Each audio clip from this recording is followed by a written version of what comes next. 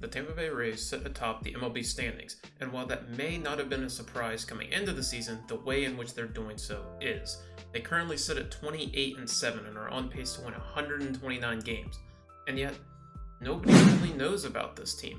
This is a team that is filled with misfit toys that has continually put up results year after year. There's 8 players on this roster right now that have an 800 OPS, and yet most people only know the big names.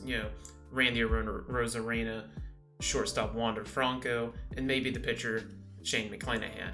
But whenever you dig into the roots of this team, the Yandy Diaz's of the world, Josh Lau, Brandon Lau as well, nobody really knows about these players, or maybe if they do, they heard them at a passing glance. These players are legitimate players that are barreling up baseballs all the time. And then you turn to the pitching side. Everybody knows this place is a pitching factory.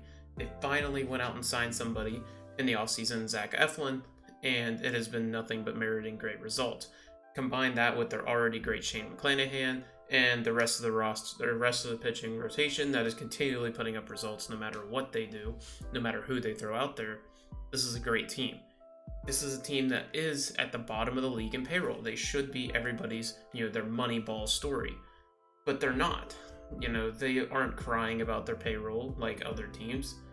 This team should have the hearts of America. They are winning at an extraordinary rate compared to their payroll. They didn't go out and buy their team. They used advanced metrics to find, their players, and yet they're not. They're getting, if anything, negative publicity because their players are aware of how good they're playing. Their players are aware that they are just kind of pooping on whoever they verse in a given week, and they are savages, and I love it. It's great for the game of baseball. It drives engagement regardless of good or bad.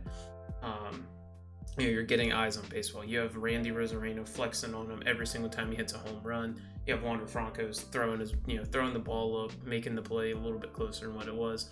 Just kind of stunning on the rest of the teams, and you really don't see that in baseball.